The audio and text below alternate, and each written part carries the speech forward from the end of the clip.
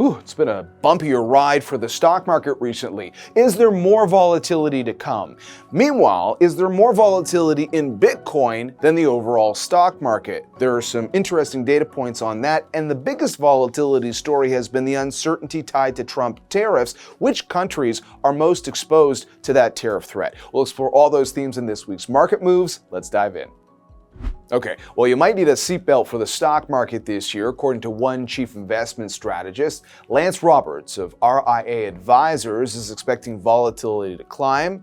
Partly, yes, because of all the things that seem uncertain right now, AI, spending, tariffs, but additionally, because the stock market has had a good run. In the US, 2 very strong back-to-back years, which in his opinion means more volatility. Doesn't mean that stocks can't continue to climb. In fact, Roberts thinks we'll see more gains this year, just thinks it could be a bumpier ride.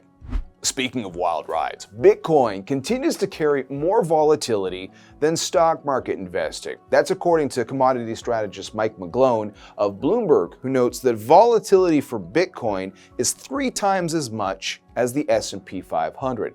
Now, McGlone notes that's less volatility than what we've seen in the past for the cryptocurrency, but he says Bitcoin still needs to prove it's a reliable store of value in times of uncertainty. And on that subject of uncertainty, there's been a lot of talk about how Trump tariffs would impact the economies of countries like Canada or Mexico or China.